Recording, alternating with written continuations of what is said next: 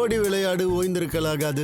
அதுக்கு தான் சூப்பர் சரவணா ஸ்டோர்ஸ்ல சம்மருக்கு ஆடைகள் வாங்கும் போது அவுட்டோர் கேம்ஸ் ஃப்ரீ.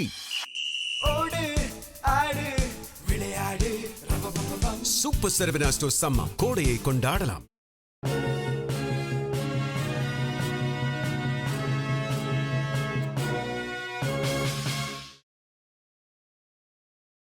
வணக்கம். ஜெம் செய்திகளுக்காக நான் அரசு. இந்திய நேரப்படி காலை 8:30 மணி செய்திகள். முதலில் ஜெம் தலைப்புச் செய்திகளை காணலாம். மேற்கு வங்காளத்தில் வாக்குப்பதிவு ரத்து செய்யப்பட்ட 15 வாக்குச்சாவடிகளுக்கு இன்று மறு வாக்குப்பதிவு தொடக்கம். வாக்குச்சாவடி மையங்களுக்கு பலத்த பாதுகாப்பு. கருத்து கணிப்புகள் பெரும்பாலும் கருத்து திணிப்புகளாகவே உள்ளது. பாஜக தலைவர் நயினார் நாகேந்திரன் விமர்சனம். வாக்கு எண்ணிக்கை மையங்களில் ஒன்றிய அரசு ஊழியர்களை நியமிக்கும் விவகாரம் உச்சநீதிமன்றத்தில் நாளை விசாரணைக்கு வருகிறது. தேர்தல் ஆணையத்தின் உத்தரவை எதிர்த்து திரிணாமுல் காங்கிரஸ் தொடர்ந்த மேல்முறையீட்டு மனு. நீலகிரி, கோவை, திருப்பூர், தேனி, திண்டுக்கல் உள்ளிட்ட 8 மாவட்டங்களில் கனமழைக்கு வாய்ப்பு. வானிலை ஆய்வு மையம் அறிவிப்பு. நிரந்தர போர் நிறுத்தத்திற்கான ஈரானின் முன்மொழிவுகளில் திருப்தி இல்லை. அமெரிக்க அதிபர் ட்ரம்ப் அறிவிப்பு. IPL 20 ஓவர் கிரிக்கெட் போட்டியில் ராஜஸ்தான் ராயல்ஸ் அணியை வீழ்த்தி டெல்லி கேபிட்டல்ஸ் அணி அபார வெற்றி. 226 ரன்கள் என்ற இமாலய இலக்கை துரத்தி பிடித்து டெல்லி அணி சாதனை. இனி விரிவான செய்திகளை காணலாம். கருத்து கணிப்புகள் பெரும்பாலும் கருத்து திணிப்புகளாகவே உள்ளதாக பாஜக தலைவர் நயினார் நாகேந்திரன் விமர்சித்துள்ளார். கன்னியாகுமரியில் பாஜக தலைவர் நயினார் நாகேந்திரன் செய்தியாளர்களை சந்தித்தார். அப்போது பேசிய அவர், கருத்து கணிப்பு என்பது முறையாக இருந்தால் அதன் மீது நம்பிக்கை இருக்கும். ஆனால் அதிகமான இடங்களில் கருத்து திணிப்புதான் உள்ளது என்றார். கருத்து கணிப்பு குறித்து இப்போது பேச வேண்டிய அவசியம் இல்லை. மக்களின் உண்மையான கருத்து கணிப்பும் உண்மையான எண்ணங்களும் கடந்த 5 ஆண்டுகள் திமுக எவ்வாறு ஆட்சி நடத்தியது என்பதையும் 4ஆம் தேதி தெரிந்து கொள்ளலாம் என்று கூறினார். விஜய் எந்த தொகுதியிலும் வெற்றி பெற வாய்ப்பு இல்லை என்றும் தெரிவித்தார். மேற்கு வங்காளத்தில் வாக்குப்பதிவு ரத்து செய்யப்பட்ட 15 வாக்குச்சாவடிகளுக்கு இன்று மறு வாக்குப்பதிவு நடைபெற்று வருகிறது. 294 தொகுதிகளை கொண்ட மேற்கு வங்காள சட்டசபைக்கு 2 கட்டங்களாக தேர்தல் நடைபெற்றது. முதற்கட்ட தேர்தல் கடந்த 23ஆம் தேதியும் 2ஆம் கட்ட தேர்தல் கடந்த 29ஆம் தேதியும் நடைபெற்றது. இதனிடையே 2ஆம் கட்ட தேர்தலில் ஒரு சில வாக்குச்சாவடிகளில் முறைகேடுகள் நடைபெற்றன. பாஜக வேட்பாளருக்கு வாக்கு அளிக்க முடியாத வகையில் வாக்குப்பதிவு எந்திரத்தில் ஸ்டிக்கர் ஒட்டப்பட்டிருந்தது. இந்த சம்பவம் பெரும் அதிர்ச்சியை ஏற்படுத்தியது. இதன் காரணமாக டைமண்ட் ஹார்பர் தொகுதியில் 4 வாக்குச்சாவடிகளிலும், மெக்ராஹட் பட்சின் தொகுதியில் 11 வாக்குச்சாவடியிலும் தேர்தல் ரத்து செய்யப்பட்டு மறு தேர்தல் நடைபெறும் என்று மாநில தேர்தல் ஆணையம் தெரிவித்தது. இதைத் தொடர்ந்து மேற்கு வங்காளத்தில் வாக்குப்பதிவு ரத்து செய்யப்பட்ட 15 வாக்குச்சாவடிகளுக்கு இன்று மறு வாக்குப்பதிவு நடைபெற்று வருகிறது. காலை 7 மணிக்கு தொடங்கிய வாக்குப்பதிவு மாலை 6 மணி வரை நடைபெற உள்ளது. இதையடுத்து வாக்குச்சாவடிகளுக்கு பலத்த பாதுகாப்பு ஏற்பாடுகள் செய்யப்பட்டுள்ளன. வாக்கு எண்ணிக்கை மையங்களில் ஒன்றிய அரசு ஊழியர்களை நியமிக்கும் தேர்தல் ஆணையத்தின் உத்தரவை எதிர்த்து திரிணாமுல் காங்கிரஸ் தொடர்ந்த மேல்முறையீட்டு மனு நாளை உச்சநீதிமன்றத்தில் விசாரணைக்கு வருகிறது. மேற்கு வங்க வாக்கு எண்ணிக்கை மையங்களில் ஒன்றிய அரசு ஊழியர்களை பணியமர்த்தும் தேர்தல் ஆணையத்தின் உத்தரவுக்கு எதிராக திரிணாமுல் காங்கிரஸ் தாக்கல் செய்த மேல்முறையீட்டு மனுவை உச்சநீதிமன்றம் அவசர வழக்காக ஏற்றுக்கொண்டது. முன்னதாக தேர்தல் பணியாளர்களை நியமிப்பது ஆணையத்தின் தனிப்பட்ட அதிகாரம் என்று கூறி கொல்கத்தா உயர்நீதிமன்றம் இந்த வழக்கை ஏப்ரல் 30ஆம் தேதி தள்ளுபடி செய்திருந்தது என்பது குறிப்பிடத்தக்கது. இந்த நிலையில் இந்த தீர்ப்பை எதிர்த்து தாக்கல் செய்யப்பட்ட மனுவை நீதிபதிகள் PS நரசிம்மா மற்றும் ஜோய்மால்யா பாக்சி அடங்கிய சிறப்பு அமர்வு நாளை காலை 10:30 மணிக்கு விசாரணை செய்ய உள்ளது. தமிழகத்தில் வளிமண்டல காற்றழுத்த தாழ்வு பாதை காரணமாக நீலகிரி, கோவை, திருப்பூர், தேனி, திண்டுக்கல் உள்ளிட்ட 8 மாவட்டங்களில் கனமழைக்கு வாய்ப்பு உள்ளதாக வானிலை ஆய்வு மையம் தெரிவித்துள்ளது. தமிழ்நாட்டில் கோடை வெப்பம் வாட்டி வதைத்தாலும் கடந்த 2 தினங்களாக வெப்பசலன மழை ஆங்காங்கே பெய்து வருகிறது. தெலுங்கானா, ஆந்திர பிரதேசம் மற்றும் தமிழகம் வழியாக வளிமண்டல காற்றழுத்த தாழ்வு பாதை நிலவுகிறது. இதன் காரணமாக இன்று முதல் 4ஆம் தேதி வரை மழைக்கு வாய்ப்பு இருப்பதாக வானிலை ஆய்வு மையம் தெரிவித்துள்ளது. அதன்படி இன்று தமிழ்நாட்டில் சில இடங்களிலும், புதுச்சேரி, காரைக்கால் பகுதிகளிலும் இடி மின்னலுடன் மிதமான மழை பெய்யக்கூடும் என்று கூறியுள்ளது. இதைத் தொடர்ந்து நீலகிரி, கோவை, திருப்பூர், தேனி, திண்டுக்கல், ஈரோடு, சேலம் மற்றும் நாமக்கல் ஆகிய 8 மாவட்டங்களில் ஓரிரு இடங்களில் மணிக்கு 40 முதல் 50 கிலோமீட்டர் வேகத்தில் பலத்த காற்றுடன் கூடிய கனமழைக்கும் வாய்ப்பு உள்ளது என்றும் தெரிவித்துள்ளது. நிரந்தர போர் நிறுத்தத்திற்கான ஈரானின் முன்மொழிவுகளில் திருப்தி இல்லை என அமெரிக்க அதிபர் ட்ரம்ப் தெரிவித்துள்ளார். ஈரான் போர் நிறுத்தம் பேச்சுவார்த்தைகள் தொடர்பாக அமெரிக்க அதிபர் ட்ரம்ப் வெள்ளை மாளிகையில் செய்தியாளர்களை சந்தித்து பேசினார். அப்போது ஈரான் ஒரு ஒப்பந்தம் செய்து கொள்ள விரும்புகிறார்கள் என்றும், ஆனால் தற்போதைய முன்மொழிவுகளில் தனக்கு திருப்தி இல்லை என்றும் தெரிவித்தார். ஈரானில் யார் தலைவர் அவர்களுக்கு தெரியவில்லை என்று கூறினார். ஈரானிடம் தற்போது கடற்படை இல்லை, விமானப்படை இல்லை மற்றும் பாதுகாப்பு திறனும் மிக குறைவாகவே உள்ளது என்றும் மனிதநேய அடிப்படையில் ஒப்பந்தம் செய்து கொள்வதையே தான் விரும்புவதாகவும் தெரிவித்தார். பேச்சுவார்த்தைகள் தோல்வியடைந்ததால் இராணுவ நடவடிக்கை தொடரும் என்றும் அது தொடர்பாக அமெரிக்க நாடாளுமன்றத்தின் ஒப்புதலை பெற தேவையில்லை, அது அரசியலமைப்புக்கு எதிரானது என்றும் தெரிவித்தார். ஜெய்ப்பூரில் நடைபெற்ற 43வது IPL 20 ஓவர் கிரிக்கெட் போட்டியில் ராஜஸ்தான் ராயல்ஸ் அணியை வீழ்த்தி டெல்லி கேபிட்டல்ஸ் அணி அபார வெற்றி பெற்றுள்ளது. ராஜஸ்தான் மாநிலம் ஜெய்ப்பூரில் 43வது IPL 20 ஓவர் கிரிக்கெட் போட்டி நடைபெற்றது. இதில் ராஜஸ்தான் ராயல்ஸ், டெல்லி கேபிட்டல்ஸ் அணிகள் மோதின. இப்போட்டியில் டாஸ் வென்ற ராஜஸ்தான் அணி பேட்டிங்கை தேர்வு செய்தது. இதன்படி முதலில் விளையாடிய ராஜஸ்தான் அணி 20 ஓவர்கள் முடிவில் 225 ரன்கள் என்ற இமாலய இலக்கை நிர்ணயித்தது. இதில் அதிகபட்சமாக ரியான் பராக் 90 ரன்களும் டோனாவன் ஃபெரைரா 47 ரன்களும் குவித்தனர். பந்து வீச்சு தரப்பில் டெல்லி அணியின் மிட்செல் ஸ்டார்க் 3 விக்கெட்டுகளும், அக்சர் பட்டேல், நடராஜன் ஆகியோர் தலா 1 விக்கெட்டுகளையும் வீழ்த்தினர்.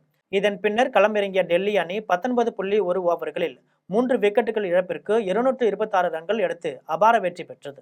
இதில் அதிகபட்சமாக KL ராகுல் 75 ரன்களும், பத்தும் நிசாங்கா 62 ரன்களும் குவித்து டெல்லி அணியின் வெற்றிக்கு வழிவகை செய்தனர். இந்த வெற்றியின் மூலம் டெல்லி அணி IPL கிரிக்கெட் தொடரில் தனது 4வது வெற்றியை பதிவு செய்துள்ளது. தேர்தல் முடிவுகள் குறித்து வாக்கு எண்ணிக்கை நடைபெறும் வரை எந்தவித முடிவுகளையும் முன்கூட்டியே கூற முடியாது என்று சிவகங்கை நாடாளுமன்ற உறுப்பினர் கார்த்தி சிதம்பரம் தெரிவித்துவிட்டார். கோவை விமான நிலையத்தில் கார்த்தி சிதம்பரம் செய்தியாளர்களிடம் பேசினார். அப்போது தேர்தல் சூழ்நிலையில் பல்வேறு கருத்து கணிப்புகளும் அரசியல் விமர்சனங்களும் வெளியாகி வருவதாகவும், ஆனால் உண்மையான நிலைமை வாக்கு எண்ணிக்கையின் பின்னரே தெளிவாகும் என்றும் கூறினார். தேர்தல் என்பது மக்களின் தீர்ப்பை வெளிப்படுத்தும் ஜனநாயக செயல்முறை என்பதால் இறுதி முடிவுகளை மரியாதையுடன் ஏற்க வேண்டும் என்றும் அவர் வலியுறுத்தினார். வெற்றி அல்லது தோல்வி குறித்து முன்கூட்டியே கருத்து தெரிவிப்பது பொருத்தமல்ல என்றும் தெரிவித்தார். தேர்தல் முடிவுகள் குறித்து எந்த ஒரு கணிப்புகளும் பதிலாக அதிகாரப்பூர்வ வாக்கு எண்ணிக்கை முடிவுகளையே எதிர்பார்க்க வேண்டும் என கார்த்திக் சிதம்பரம் கூறினார். தமிழ்நாடு சட்டமன்ற தேர்தலில் திமுக 180 தொகுதிகளுக்கு மேல் கைப்பற்றும் என்று அக்கட்சியின் செய்தி தொடர்பாளர் TKS இளங்கோவன் நம்பிக்கை தெரிவித்துள்ளார். சென்னை தேனாம்பேட்டையில் உள்ள திமுக தலைமையகத்தில் அக்கட்சியின் செய்தி தொடர்பாளர் TKS இளங்கோவன் ஜெம் தொலைக்காட்சிக்கு சிறப்பு பேட்டி அளித்தார். அப்போது உழைக்கும் மக்கள்தான் நாட்டின் வளர்ச்சிக்கு அடிப்படையானவர்கள் என்றும், இந்தியாவிலேயே தமிழ்நாடுதான் உற்பத்தி பங்களிப்பில் முதல் இடத்தில் உள்ளதாகவும் தெரிவித்தார். தமிழ்நாடு சட்டமன்ற தேர்தலில் திமுக 180 தொகுதிகளுக்கு மேல் கைப்பற்றும் என்றும் இளங்கோவன் தெரிவித்தார். கட்டாயமாக உழைக்கும் மக்கள் தான் இந்த நாட்டின் வளர்ச்சிக்கு அடிப்படையானவர்கள். இன்றைய தினத்திலே தமிழ்நாடு தங்களுடைய ஒட்டுமொத்த இந்தியாவின் உற்பத்தி பங்களிப்பில் முதலிடத்தை பெற்றிருக்கிறது என்றால் தமிழ்நாட்டிலே உள்ள உழைக்கும் வர்க்கத்தினருடைய முயற்சி தான் அதற்கு காரணம்.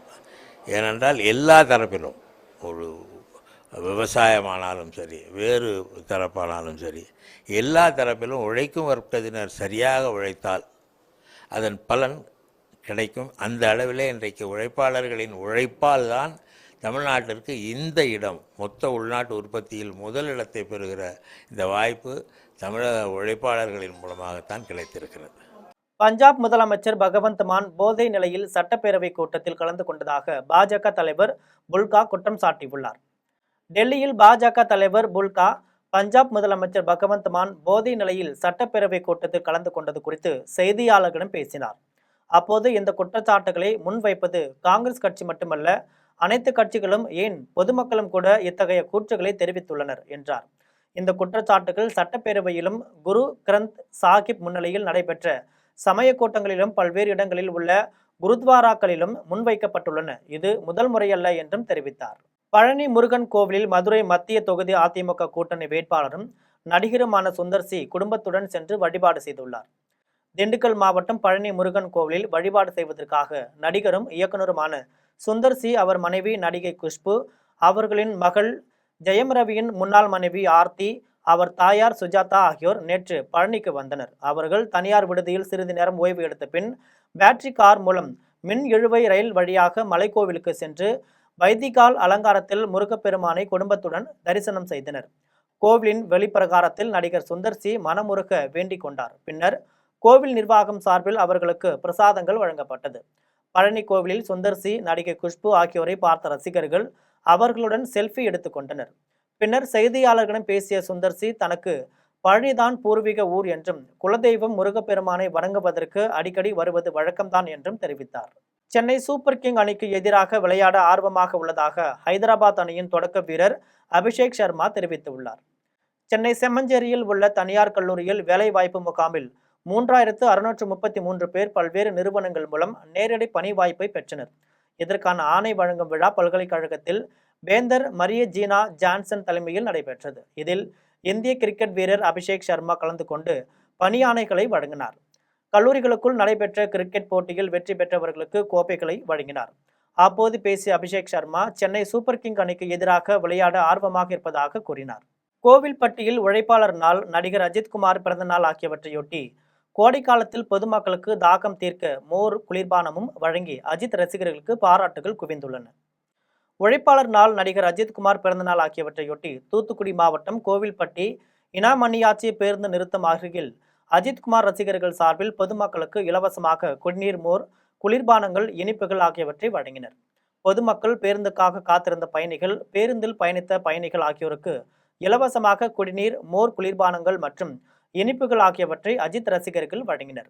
கடும் வெயில் காரணமாக பொதுமக்கள் கோடைக்காலத்தில் அவதிப்பட்டு வரும் நிலையில் அஜித் ரசிகர்கள் எடுத்துள்ள முயற்சிக்கு பொதுமக்கள் பாராட்டு தெரிவித்துள்ளனர். கோவையில் டாஸ்மாக் மதுக்கடை அருகே மின் மாற்றி வெடித்து சிதறியதில் அங்கிருந்த குடிகாரர்கள் 3 காயமடைந்தனர். கோவை கண்ணப்ப நகரில் டாஸ்மாக் மதுக்கடை அருகே உள்ள மின் மாற்றியில் ஏற்பட்ட தொழில்நுட்ப கோளாறு காரணமாக பயங்கர சத்தத்துடன் வெடித்தது. அப்போது மின் மாற்றிக்குள் இருந்த ஆயில் அனலாய் சிதறி அருகில் நின்றிருந்தவர்கள் மீது பட்டது. இதில் அங்கிருந்த மதுரை வீரன் என்பவருக்கு உடலில் தீக்காயம் ஏற்பட்டது. அவருடன் இருந்த மேலும் 2 லேசான காயங்களுடன் உயிர் தப்பினர். காயமடைந்த மதுரை வீரனை கோவை அரசு மருத்துவமனையில் சிகிச்சைக்காக சேர்த்தனர். மற்ற 2 முதலுதவிக்கு பின் வீடு திரும்பினர். இந்த விபத்து குறித்து தகவல் கிடைத்ததும் மின்சார வாரிய ஊழியர்கள் அங்கு விரைந்து சென்று அந்த பகுதி முழுமைக்கும் மின் இணைப்பை துண்டித்து சீரமைப்பு பணிகளில் இறங்கினர். தேனி மாவட்டம் ஆண்டிப்பட்டி அருகே உள்ள ஆசாரிப்பட்டியில் சூறைக்காற்றுடன் கனமழை பெய்ததில் 2 ஏக்கரில் பயிரிடப்பட்டிருந்த 2000க்கும் மேற்பட்ட செவ்வாழைகள் முறிந்தும் சாய்ந்தும் விழுந்ததால் விவசாயி கவலையடைந்துள்ளார். தேனி மாவட்டம் ஆசாரிப்பட்டியில் சூறைக்காற்றுடன் கனமழை பெய்தது. சூறைக்காற்றின் பேயாட்டத்திற்கு தாக்குப்பிடிக்க முடியாமல் பெரிய இருளன் என்ற விவசாயிக்கு சொந்தமான 2 ஏக்கரில் பயிரிடப்பட்டிருந்த 2000க்கும் மேற்பட்ட செவ்வாழைகள் முழுவதுமாக முறிந்தும் சாய்ந்தும் விழுந்தன. காலையில் வந்து தோட்டத்தை பார்த்த விவசாயி மிகவும் வேதனை அடைந்தார். 3 லட்சம் ரூபாய் வரை கடன் பெற்று செவ்வாழை பயிரிட்டதாகவும் சூறைக்காற்றால் தனக்கு பேரிழப்பு ஏற்பட்டுள்ளதாகவும் விவசாயி பெரிய இருளன் தெரிவித்தார். வாழை இலைகள் சாய்ந்ததற்கு இழப்பீடு வழங்க வேண்டும் என்றும் விவசாயி கோரிக்கை விடுத்துள்ளார். தருமபுரி மாவட்டம் பென்னாகரத்தில் கடைகளில் நெடுங்காலம் தேங்கியுள்ள குளிர்பானங்களில் தீய நாற்றம் வீசுவதாகவும் இது குறித்து ஆய்வு செய்து நடவடிக்கை எடுக்க உணவு பாதுகாப்புத்துறை அதிகாரிகள் தயங்குவதாகவும் பொதுமக்கள் தெரிவித்துள்ளனர். தருமபுரி மாவட்டம் பென்னாகரம், ஒகேனக்கல், பெரும்பாலை, ஏரியூர் ஆகிய பகுதிகளில் விற்கப்படும் குளிர்பானங்களில் தீய நாற்றம் வீசுவதாக பொதுமக்கள் தெரிவித்துள்ளனர். பரவலாக இதுபோன்ற குளிர்பானங்கள் விற்கப்படுவதாகவும் பொதுமக்கள் குற்றம் சாட்டினர். கெட்டுப்போன பொருட்களை விற்பவர்கள் மீது உணவு பாதுகாப்புத்துறையினர் நடவடிக்கை எடுக்க வேண்டும் என்று பொதுமக்கள் வேண்டுகோள் விடுத்துள்ளனர். கோவில்பட்டி அருகே சட்டவிரோதமாக மது விற்றவரை கைது செய்த காவல்துறையினர் அவரிடமிருந்து 500 மது பாட்டில்களை பறிமுதல் செய்துள்ளனர். தொழிலாளர் நாளான மே முதல் நாளில் டாஸ்மாக் மது கடைகளுக்கு விடுமுறை விடப்பட்டது. இதேபோல வாக்கு எண்ணிக்கை நடைபெறவுள்ள மே 4ஆம் நாளும் மதுக்கடைகள் அடைக்கப்படும். இந்த நிலையில் தூத்துக்குடி மாவட்டம் ஐயனார் ஊத்து என்னும் ஊரில் சட்டவிரோதமாக மது விற்கதாக கோவில்பட்டி மதுவிலக்கு துறையினருக்கு தகவல் கிடைத்துள்ளது. இதையடுத்து விரைந்து சென்ற காவல்துறையினர் அங்கு சோதனை மேற்கொண்டனர். அங்குள்ள டாஸ்மாக் பார் அருகே சந்தேகத்திற்கிடமான முறையில் நின்று கொண்டிருந்த ஒருவரை பிடித்து விசாரித்ததில் அவர் கடம்பூர் இளவேலங்காலை சேர்ந்த ராஜா என்பதும் சட்டவிரோதமாக மது விற்றதும் தெரிய வந்தது. அங்குள்ள டாஸ்மாக் பாரில் ராஜா பணியாற்றி வருவதும் தெரிய வந்தது. இதையடுத்து ராஜாவை கைது செய்த காவல்துறையினர் அவரிடமிருந்து 500 மது பாட்டில்களை பறிமுதல் செய்தனர். இது தொடர்பாக டாஸ்மாக் பாரின் உரிமையாளர் சுப்பிரமணி, டாஸ்மாக் கடையின் சூப்பர்வைசர் இசக்கிமுத்து ஆகியோர் மீது வழக்கு பதிந்து விசாரித்து வருகின்றனர். கன்னியாகுமரி மாவட்ட ஆட்சியர் அலுவலகத்தில் மர்ம நபர் மின்னஞ்சல் மூலம் வெடிகுண்டு மிரட்டல் விடுத்த நிலையில் காவல்துறையினர் தீவிர சோதனை நடத்தி வருகின்றனர். கன்னியாகுமரி மாவட்ட ஆட்சியர் அலுவலகத்தில் மின்னஞ்சல் மூலம் வெடிகுண்டு மிரட்டல் மர்ம நபர்களால் விடுக்கப்பட்டுள்ளது. இது தொடர்ந்து காவல்துறையினர் மற்றும் வெடிகுண்டு நிபுணர்கள் மாவட்ட ஆட்சியர் அலுவலகம் முழுவதும் தீவிர சோதனையில் ஈடுபட்டனர். மேலும் மோப்பநாய், வெடிகுண்டு செயல் இழப்பு நிபுணர்கள் மற்றும் மெட்டல் டிடெக்டர் உள்ளிட்டவைகள் உதவிகளுடன் காவல்துறையினர் அதிரடி சோதனை நடத்தி வருகின்றனர். கோவையில் பரதநாட்டியம் ஆடுவதால் ஏற்படும் உடல் மற்றும் மன ஆரோக்கியம் குறித்து விழிப்புணர்வு நிகழ்ச்சி நடைபெற்றது. கோவையில் தமிழகத்தின் பாரம்பரிய கலைகளில் ஒன்றான பரத கலை குறித்து விழிப்புணர்வு ஏற்படுத்தும் நிகழ்ச்சி பேரூர் ஆதீன மடத்தில் நடைபெற்றது. இந்நிகழ்வு கோவை நாட்டிய கலாஷேத்ரா நிறுவனர் ஏலியா நிஷா தலைமையில் நடைபெற்றது. இதில் கோவை நாட்டிய கலாஷேத்ரா பள்ளி கல்லூரி மாணவிகள் 101 பேர் இணைந்து தலையில் செம்பு கலசம் வைத்து பானை மீது நின்று தொடர்ந்து 30 நிமிடங்கள் பரதநாட்டியம் ஆடி உலக சாதனை படைத்தனர். இது குறித்து கோவை நாட்டிய கலாஷேத்ரா நிறுவனர் ஏலியா நிஷா செய்தியாளர்களிடம் பேசினார். அப்போது பரதநாட்டியம் ஆடுவதால் ஏற்படும் உடல் மற்றும் மன ஆரோக்கியம் குறித்த விழிப்புணர்வை ஏற்படுத்தும் விதமாக இந்த சாதனையை மாணவிகள் செய்துள்ளதாக தெரிவித்தார். பழனி சுற்றுவட்டார பகுதிகளில் சூறைக்காற்றுடன் ஆலங்கட்டி மழை பெய்ததால் மரம் முறிந்து ஆட்டோ மீது விழுந்தது. திண்டுக்கல் மாவட்டம் பழனி, ஆயக்குடி, நெய்க்காரப்பட்டி, பாலசமுத்திரம் ஆகிய ஊர்களில் சூறைக்காற்றுடன் ஆலங்கட்டி மழை பெய்தது. இதனால் பழனி பேருந்து நிலையம், ரயில் நிலையம் சாலைகளில் தண்ணீர் பெருக்கெடுத்து ஓடியது.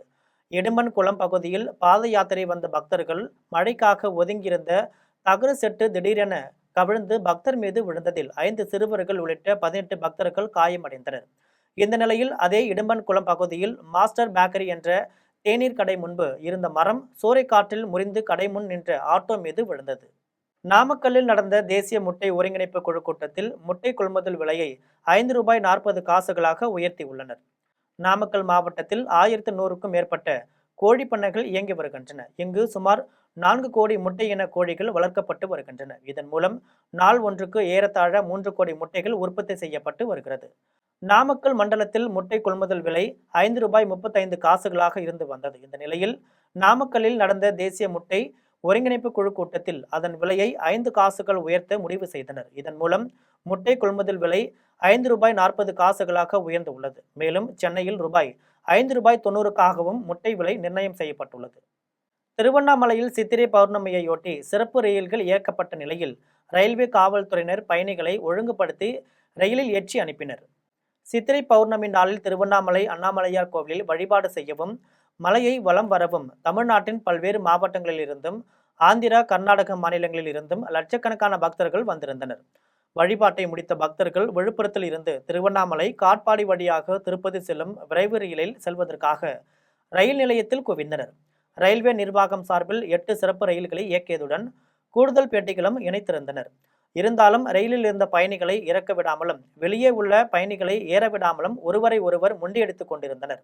இதனால் ரயில் நிலையத்தில் பௌர்ணமி நாட்களில் ரயில்வே காவல்துறையினர் பயணிகளை ஒழுங்குபடுத்தி வரிசையாக நிற்க வைத்து ரயிலில் ஏற்றி அனுப்பினர். புத்த பௌர்ணமி நன்னாளில் பிரார்த்தனைகள் செய்ய மக்கள் மிகுந்த ஆர்வத்துடன் உள்ளதாக யாத்ரீகர் லால் தெரிவித்துள்ளார். உத்தரப்பிரதேசம் மாநிலம் வாரணாசியில் வைசாக பௌர்ணமி விழாவில் கலந்து கொண்டு யாத்ரீகர் லால் செய்தியாளர்களிடம் பேசினார். அப்போது கிராமங்களிலிருந்தும் நகரங்களிலிருந்தும் மக்கள் மிகுந்த உற்சாகத்துடன் இங்கு வருகை தருகின்றனர் என்றும் கடும் வெயிலையும் பொருட்படுத்தாமல் குழந்தைகளும் பெரியவர்களும் இதில் கலந்து கொள்வதாகவும் தெரிவித்தார். தொடர்ந்து சாரநாத்தில் உணவு மற்றும் குடிநீர் உள்ளிட்ட அடிப்படை ஏற்பாடுகள் அனைத்தும் சிறப்பாக செய்யப்பட்டுள்ளது. ஒவ்வொரு முறையும் கூட்டத்தின் அளவு அதிகரித்துக் கொண்டே செல்வதாக கூறினார். மேலும் புத்த பௌர்ணமி நன்னாளில் இங்கு வந்து தரிசனம் செய்யவும் பிரார்த்தனைகள் செய்யவும் மக்கள் மிகுந்த ஆர்வத்துடன் உள்ளனர் என்று தெரிவித்தார். கொசப்பாளையம் பகுதியில் அமைந்துள்ள அலர்மேல் நாயகி சமேத ஸ்ரீ கில்லா ஸ்ரீனிவாச பெருமாள் திருக்கோவிலின் கும்பாபிஷேக விழாவில் முன்னாள் அமைச்சர் சேவூர் எஸ். ராமச்சந்திரன், ஆரணி சட்டமன்ற தொகுதி அதிமுக வேட்பாளர் ஜெயசுதா லட்சுமிகாந்தன் ஆகியோர் பங்கேற்று சுவாமி தரிசனம் செய்தனர். திருவண்ணாமலை மாவட்டம் ஆரணி நகரத்தில் கொசப்பாளையம் பகுதியில் அமைந்துள்ள அலர்மேல் நாயகி சமேத ஸ்ரீ கில்லா ஸ்ரீனிவாச பெருமாள் திருக்கோவிலில் மகா கும்பாபிஷேக விழா சிறப்பாக நடைபெற்றது. விழாவின் முன்னதாக பல்வேறு புனித நதிகளிலிருந்து கொண்டுவரப்பட்ட புனித நீர் கலசங்களை கோவிலின் முன்பு அமைக்கப்பட்டுள்ள யாக குண்டத்தில் பூஜிக்கப்பட்டது.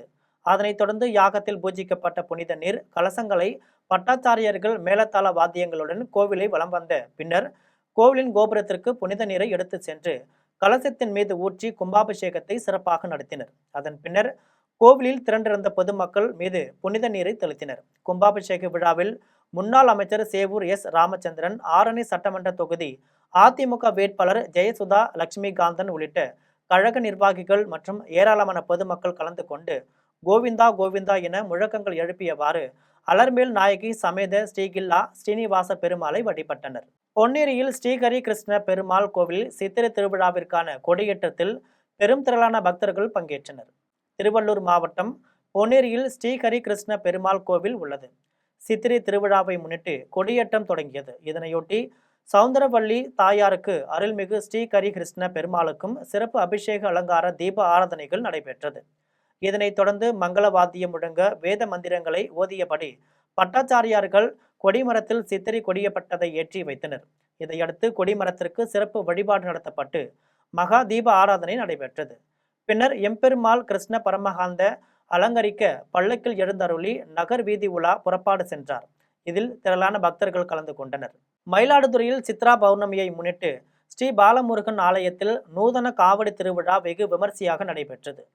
மயிலாடுதுறை மாவட்டம் வலையாம்பட்டினத்தில் ஸ்ரீ பாலமுருகன் ஆலயம் உள்ளது. இக்கோவிலில் சித்ரா பௌர்ணமியை முன்னிட்டு பால்குடம் நூதன காவடி திருவிழா வெகு விமர்சையாக நடைபெற்றது. முன்னதாக வழுவூர் வீரட்டேஸ்வரர் ஆலயத்தில் இருந்து நூற்றுக்கணக்கான பக்தர்கள் அழகு காவடி, பால் காவடி, பன்னீர் காவடி, பால் குடங்கள் எடுத்து வீதி உலா சென்றனர். இதில் ஏராளமான பக்தர்கள் நூதன முறையில் தங்கள் முதுகில் அழகு குத்தி பெரிய தேரை இழுத்தும் தங்களது நேர்த்திக்கடனை செலுத்தினர். தொடர்ந்து பக்தர்கள் வீடுகள் தோறும் ஸ்ரீ பாலமுருகனுக்கு அர்ச்சனை செய்து தீப ஆராதனை எடுத்து வழிபாடு நடத்தினர். இதில் ஸ்ரீ பாலமுருகனுக்கு பாலாபிஷேகம் செய்யப்பட்டு மகா தீபாராதனை நடைபெற்றது. பின்னர் பக்தர்களுக்கு அன்னதானம் வழங்கப்பட்டது. புத்தர் கோவிலின் சிறப்பு பூஜையில் கலந்து கொண்ட சிறுவர் சிறுமிகளுக்கு புத்தரின் வாழ்வியல் கொள்கைகள் எடுத்துரைக்கப்பட்டது. சென்னை கொளத்தூரில் அமைந்துள்ள புத்தர் கோவிலில் சித்ரா பௌர்ணமியை முன்னிட்டு சிறப்பு பூஜை நடைபெற்றது. இந்நிகழ்ச்சியில் கலந்து கொண்ட சிறுவர் சிறுமிகளுக்கு புத்தரின் போதனைகள் மற்றும் அவரது வாழ்வியல் கொள்கைகள் எடுத்துரைக்கப்பட்டன. தொடர்ந்து அவர்களுக்கு புத்தரின் பாடல்கள் அடங்கிய புத்தகங்கள் வழங்கப்பட்டு நல்லொழுக்கம் மற்றும் அமைதி குறித்து விழிப்புணர்வு ஏற்படுத்தப்பட்டது.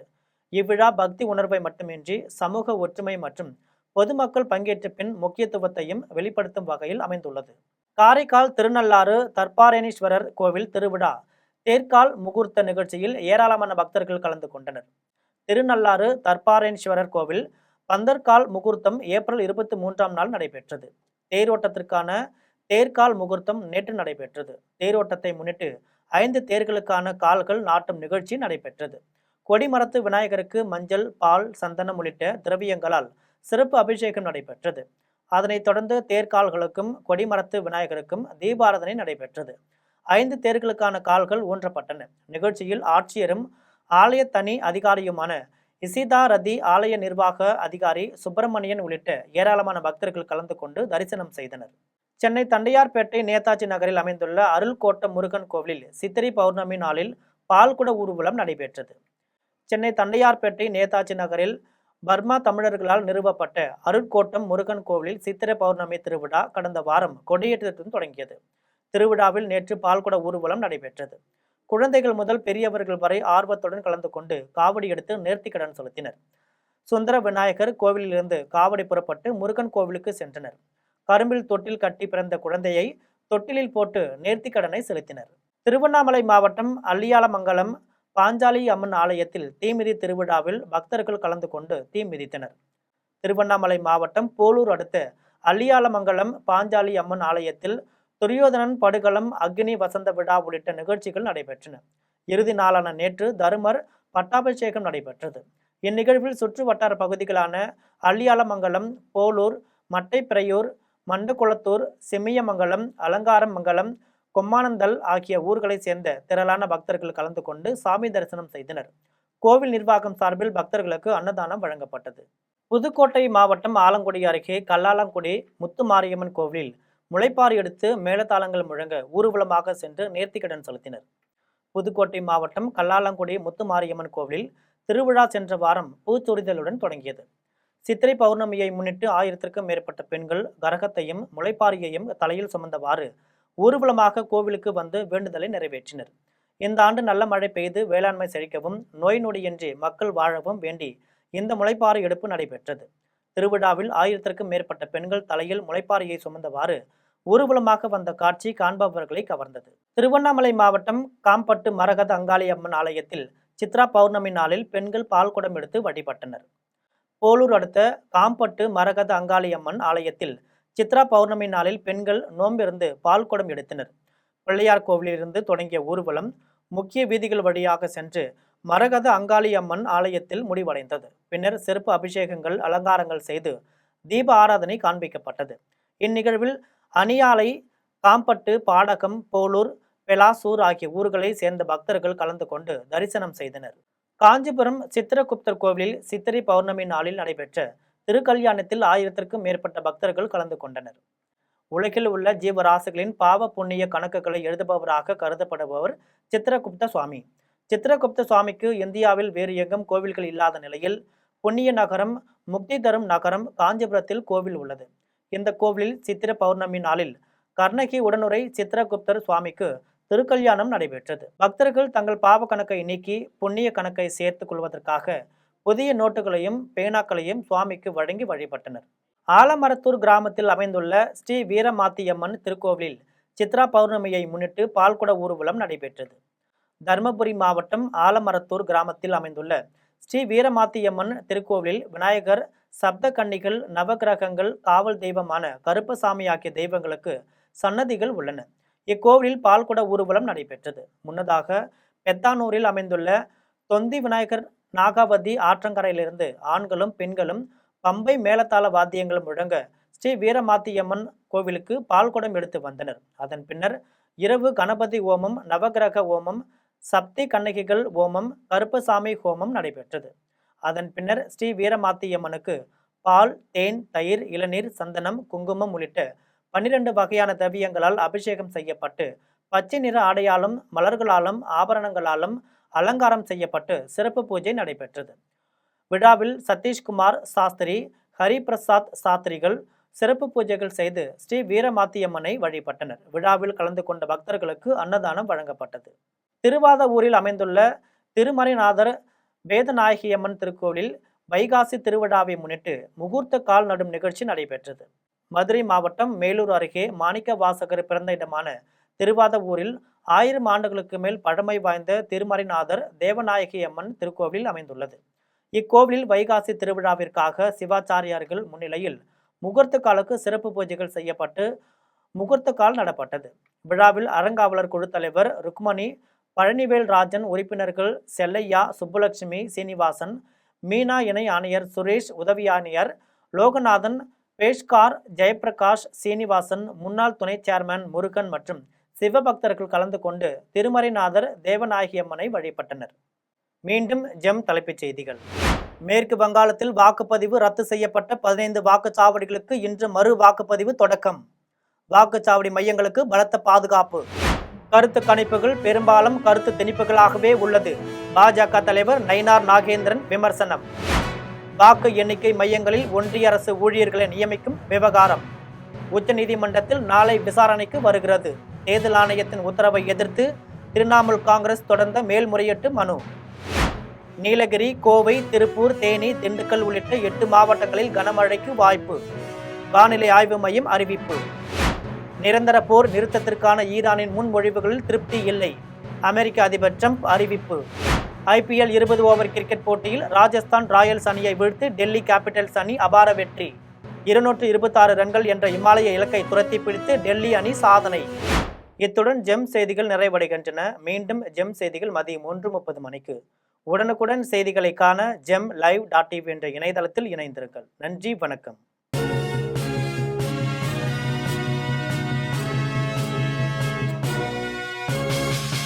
ஓடி விளையாடு, ஓய்ந்திருக்கலாகாது. அதுக்கு தான் சூப்பர் சரவணா ஸ்டோர்ஸ்ல சம்மருக்கு ஆடைகள் வாங்கும் போது அவுட்டோர் கேம்ஸ் ஃப்ரீ.